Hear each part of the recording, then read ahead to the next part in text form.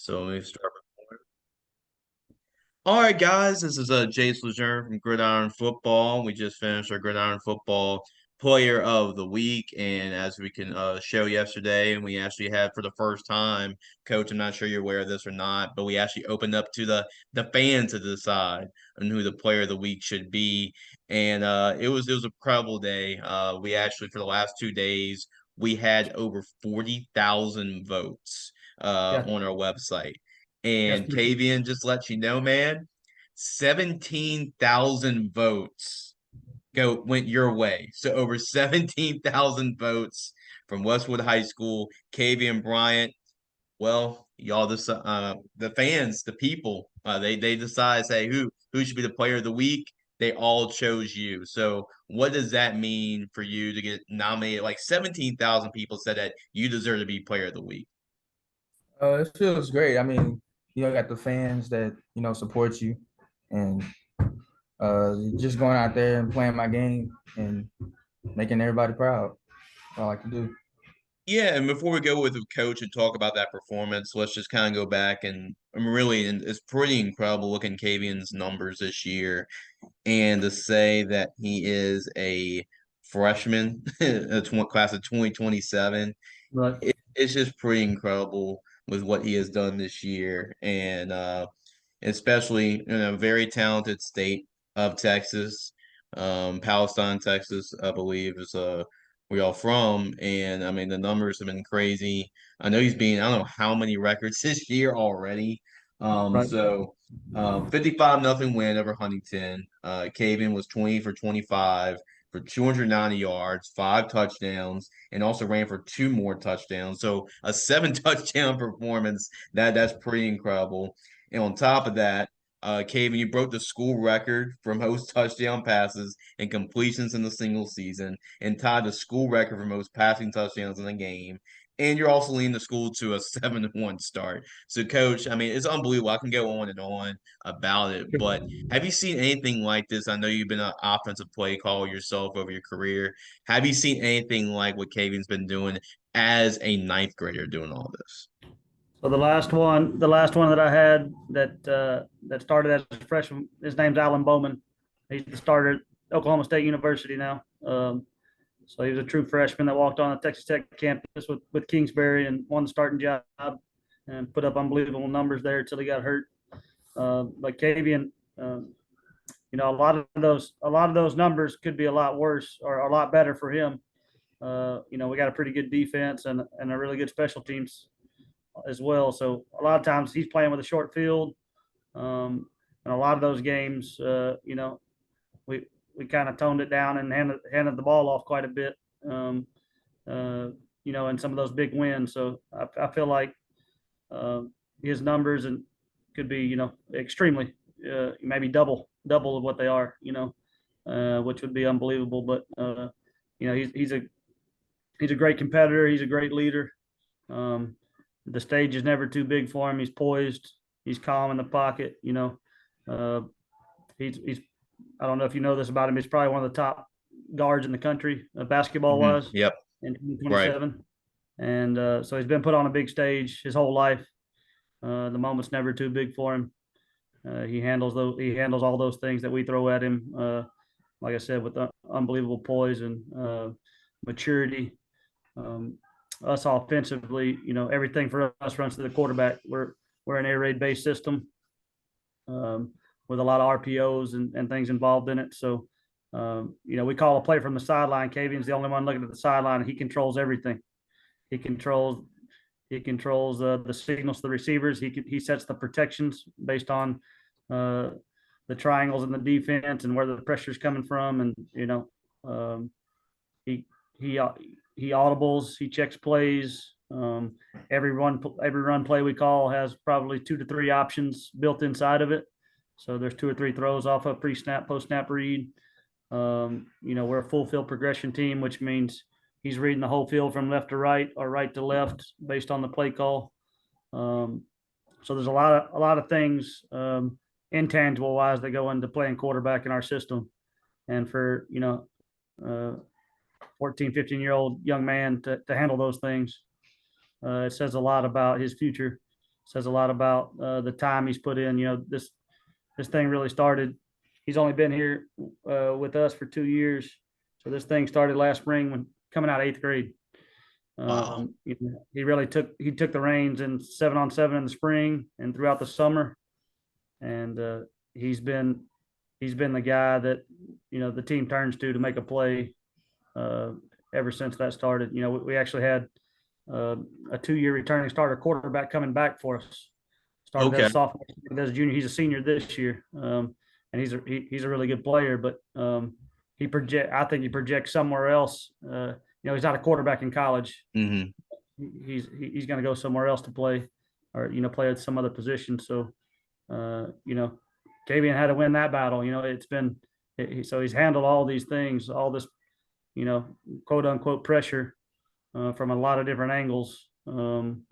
With just unbelievable maturity. And I can tell you, I'm glad Four's on our side because he makes play calling a lot easier. Coach Bishop and myself. Absolutely. It's incredible seeing, and like you said, somebody. It's hard when you're like a senior in high school to have those traits, right? And we're talking about a 14, 15-year-old.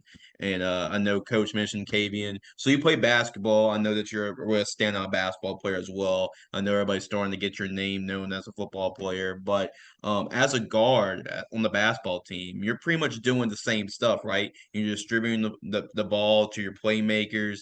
How does those skills and attributes on the court really help you in developing as a quarterback? Because you already got the sense of completing the ball or to your playmakers because you do that as a guard on the basketball court. It's developing leadership. I feel like basketball helps more, building chemistry with your teammates, getting them in the right spots as well as football.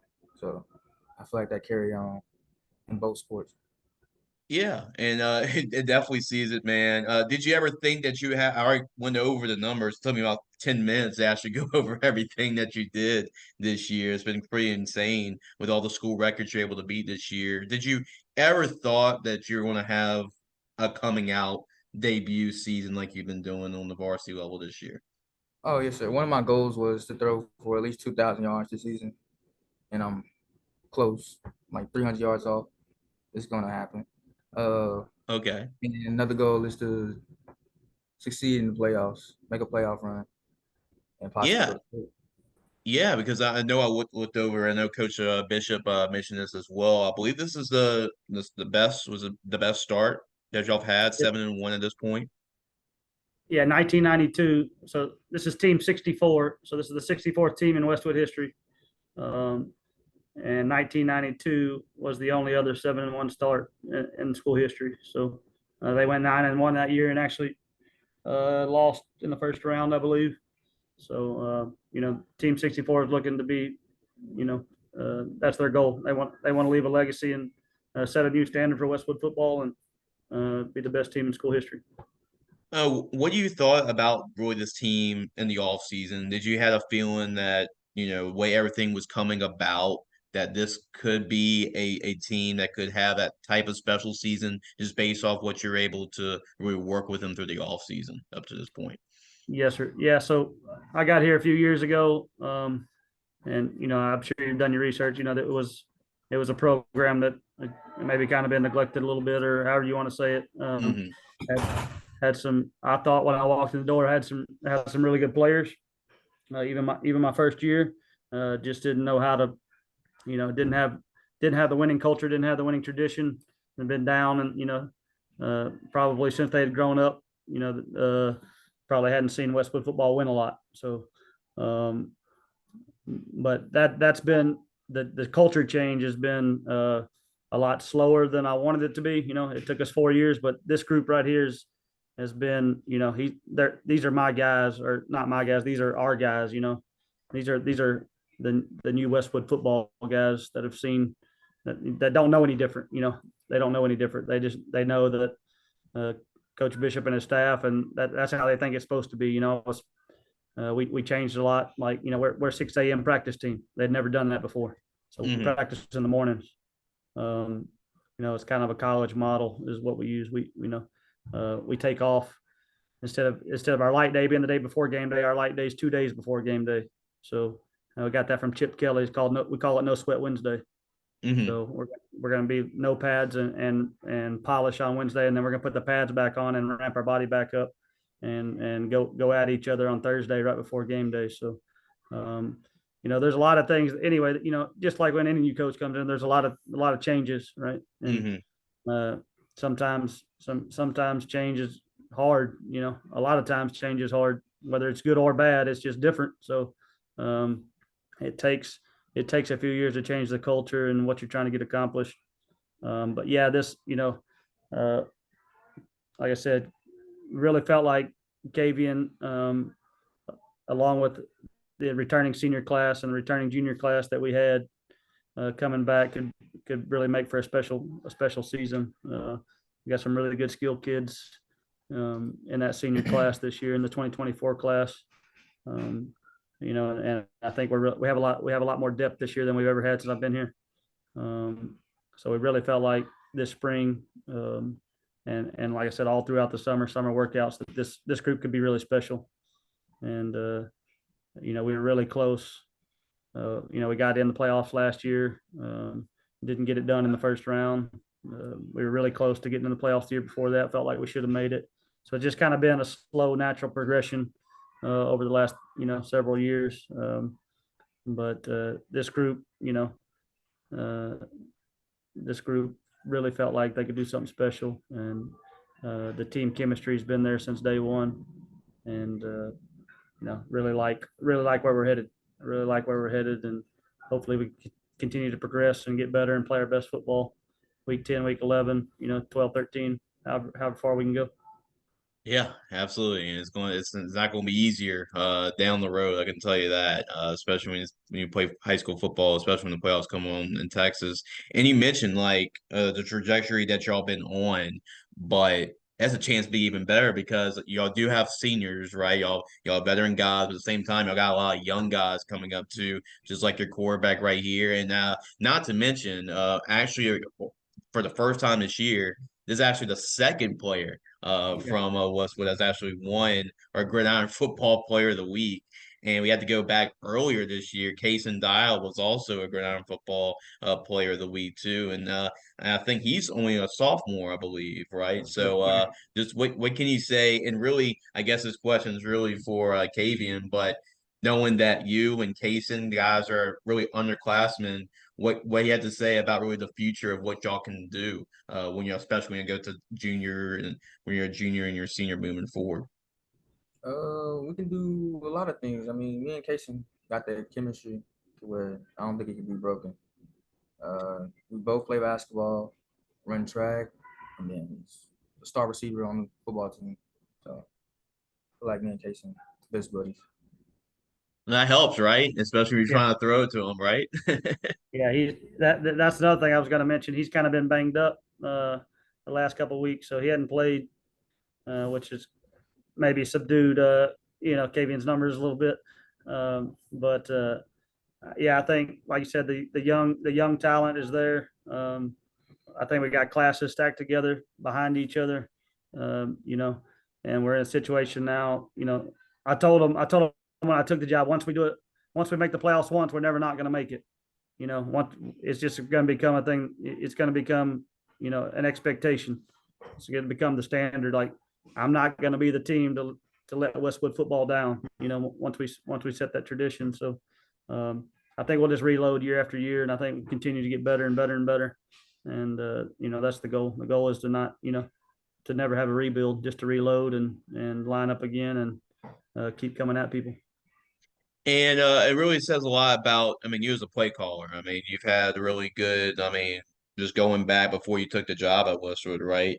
You were putting up a lot of points at Grapevine High School, right? So an up tempo, fast paced offense. Just what were some of the coaches that really helped you, I guess, like buy into that type of system of going up and down the field, fast paced, high tempo type of offense?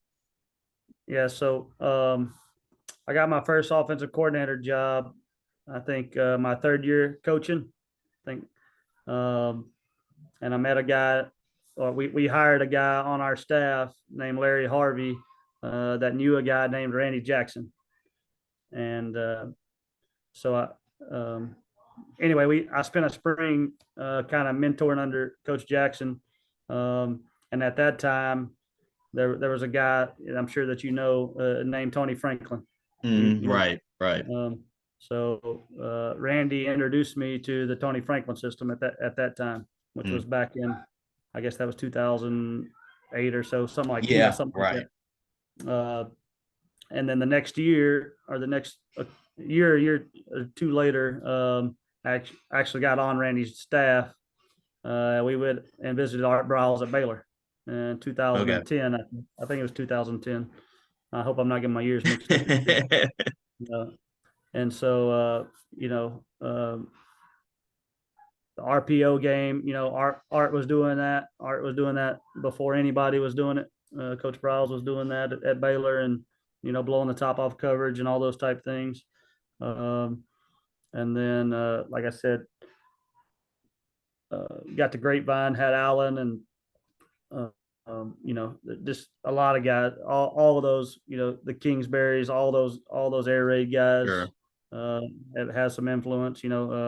Randy, when Chad Morris was at SMU, we were at Plano East and Grapevine, I think. And he was running the Gus Malzahn system basically. So right. that has a place in our offense. We've kind of just it's kind of a melting pot of all those people. We've kind of grabbed what we liked and put it together. But I would say, the choice stuff from Briles with the RPO stuff and, all those type things. It's just been it's been a conglomerate of a bunch of different people. And we just, we run the same system every year, but we adapt it, just like anybody. We adapt it to fit our personnel. And, this Kavian's probably the first big time arm talent that I've had since I've been here. We've had other guys like, Lamarion, and those guys are more, sure. They're more skilled guys just playing the quarterback position. So we were more run heavy and, power read quarterback type run game and one read, primary read stuff. So to get back to my comfort zone, full field progression, air raid, it makes me happy. It makes me happy that I got a guy sitting right here that I can depend on and understands it and can distribute the football. So it makes it a lot of fun. Well, I'm sure if it's fun for Coach Bishop to call the plays, right? I'm sure it's even more fun for you to actually run it. So how fun is it just be like using your arm, being able to throw the football over the place? I bet that's pretty fun for you. It really is. Throwing the ball, getting my receivers involved, and scoring touchdowns, making the crowd go crazy. Is very fun. Was there any play that stood out to you this past week? I know you had 7 touchdowns. Was there one that stood over to you among the rest that stood out to you? To be honest, I didn't even know I broke the record until after the game. Okay.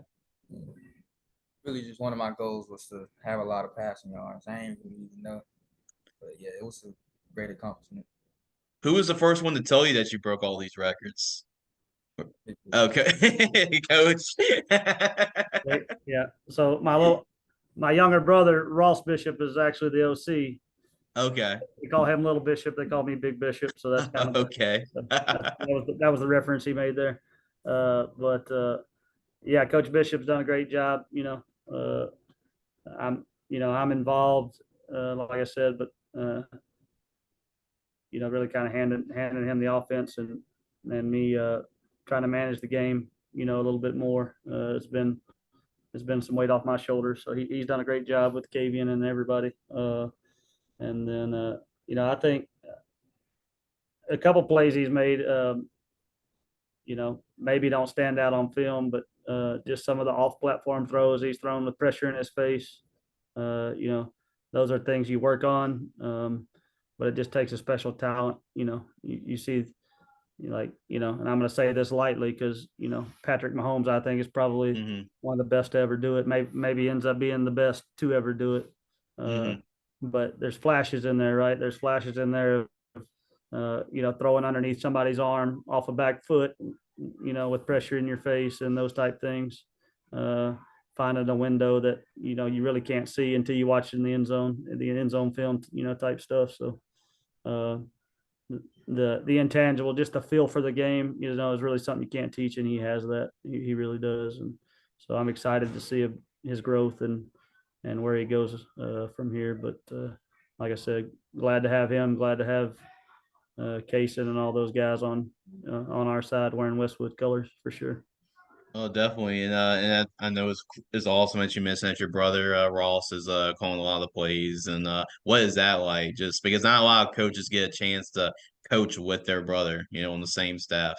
Yeah, so we grew up in a very competitive household, just like most, that brotherly love type stuff. But it's a challenge. It's a challenge, right? Because of the deep relationship you have with your brother.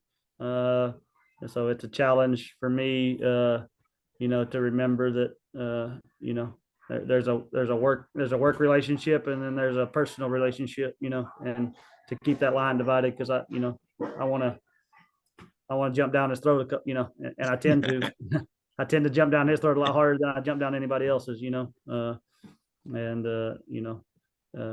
tell him all the time, I'm probably hardest on the OC and the quarterback. That's the two guys that probably catch the brunt of my high expectations. So, I expect a lot out of them, and my familiarity with that side of the ball probably, it probably has something to do with that, and coaching that position for so long. But they've all done a great job. The whole offensive staff, Coach Pickens, as our O-line coach, we just got a bunch of great guys around a bunch of great kids, a bunch of great people in this organization that, just love kids and love ball. And that's really what has, been a big part of our success this year. And just to wrap it up, I know y'all got a game tonight, right? Yes, sir. Yeah, we're playing tonight in Crockett. Yes, sir. Okay, awesome. Just to wrap it up, I know it's game day for y'all tonight. For you, Kavian, just I'm gonna kind of go rapid fire with some questions for you pretty quickly. I know Coach talked about making throws off platform and making plays right. Is there any quarterback? I know you mentioned like a Patrick Mahomes, a guy that's from Texas, right? Any guys that you've modeled your game after at the quarterback position to help you out Probably, or improve your game? probably Lamar Jackson, Patrick Mahomes.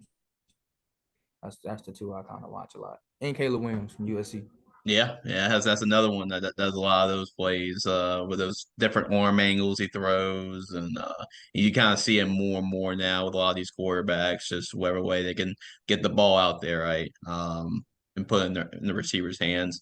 Now another thing too, I know it was really early in the process, right, because you're only a ninth grader, but have you been receiving maybe some college coaches have been showing any interest or just contacted about you or just and I guess Coach can answer this question too. Has there really been any interest really early on? I know it's kind of really early on in the process, but have any coaches shown any interest? I guess for you, Kavian. I mean, I've been to a few camps, met a few coaches, took pictures, got their numbers. I mean, no offers yet, but Yeah, right. Still really early, right? Still ain't going your ninth grade year. Is there any school? I know there's obviously a lot of schools in Texas, right? Any schools, colleges you grew up really watching on TV and wanting to play for? USC, Baylor, Texas Tech.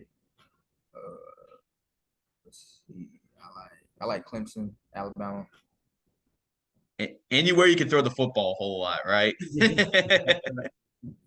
I like Yeah, that. yeah, I think Oklahoma State went to Oklahoma State this summer. I think they fell in love with him. Coach Ortez up, Oh yeah. has been up there. Like I said, Allen's up there, so that was a Mhm. natural. He showed him around campus and all those type things. I think they sit down and watch Kavian's film every Sunday. I think the whole game tape. There's a Texas high school football coach, Coach McGuire, who's at Texas Tech. He was at Cedar Hill and all those Mhm. places in the Metroplex when I was up there. Coach Cochran's up there as the tight end coach. He checks in on him every week. So I think there's definitely a momentum building. Like I said, he on this on this football platform, I guess you would say. You know, he Hmm. on this football scene, he's relatively unknown because he had, you know, it was a basketball, right? It was basketball, Hmm. and that was has been his main focus, and probably will continue to be a big focus of his. I mean, he loves the game of basketball, and uh, but you know, I think he's done a great job of managing all. He's just, you know, he's going to try to be as, like I said, he's a true competitor. He's going to try to be as good as he can be in whatever he does. So I think, you know, as time goes, he's going to sit here with multiple Power Five offers in both sports, and you know, he's going to have this desk, you know, filled up with letters from every coach in the country. You know, that's Hmm. that's the type of player he can become. You know, and anybody would be crazy not to want him on their side pulling the trigger because he's a winner. Absolutely. Any final message, Kavian, as far as college coaches, your message to why they should be recruiting you really this early in age right now? I'm a dual threat quarterback. I mean, I love the spread offense. So any coach that's in spread, you know. Give me a shout out. Give me a call. Yeah, yeah, I like that. In Palestine, Texas, it's been a great area of town. I mean, Adrian Pearson is from Palestine, Texas, so yeah. really a He's lot of actually, talent goes there. yeah. Quick note about him: he's a Westwood boy, so he grew up on this Okay, side of town, and he okay. transferred over. I think he transferred to Palestine High his sophomore year, junior year. I can't remember, but Hmm. uh, yeah, there's been a lot of great talent come through Westwood, and you know, you got Hunky Cooper, you got Keith Crawford, who played for the Rams. Hmm. You know, it's there's a lot of good players here, and Kavian might be the best. We'll see. Yeah. Yeah, might be the next one up. So, Yeah, in case if you haven't heard of him yet or going to see his highlights or anything, keep an eye on him. Kavian Bryant, only a ninth grader, only a freshman, and he's already beating records at the school. So, unbelievable talent, and looking forward to following Kavian the next 4 years and see where he goes from there. Coach, final thoughts on just really the fans coming out and voting for Kavian. We did this the first time we tried doing it this way, and we had 17,000 votes. So what does that really have to say about really Westwood, the community, that area for coming on and supporting their quarterback? yeah, really appreciate, you know, everybody following and taking notice of what these great young men are doing on the field and off the field, and for those people to, you know, to show up. We put it out on all of our social media accounts. We put it out on, uh, you know, we have a communication service or a communication app with every parent in the school district. We put it out there and they responded. You know, I think even people outside of the Westwood, you know, just the Palestine community in general. I think there was a lot of people on, you know, there's two school districts here in this small town of 25,000. So there's Palestine ISD and Westwood ISD, two completely different districts. Um, and I would assume that a lot of those people jumped on and you know, supported him as well. So it's just cool to see a community rally around you know, a player or a young man or a student athlete that's deserving of the recognition, and we appreciate it. So thank you. Kavian, your thoughts on the fans supporting 17,000 people voted for you, man. So what do you have to say about that? Appreciate everybody that voted. Still more work to be done though. But I want to shout out to my dad because without him, I wouldn't even be. Hmm. So Yeah. Absolutely. Well, guys, I appreciate it. I'm gonna let y'all go. I know I'm rambling on. I know y'all got game and everything tonight, so I'm gonna make sure y'all actually get a chance to play that game tonight before we get off. So I Yeah, appreciate both of y'all, and good luck tonight, and then hopefully maybe get a couple more Westwood yeah, guys coming to Gridiron Football Player of the list. absolutely, absolutely. Hopefully that'll continue. Make it a tradition. Oh yes, sir. Absolutely, guys. We'll give a shout out. Appreciate Coach Bishop and Kavian Bryant, or Week 8 Gridiron Football Player of the Week.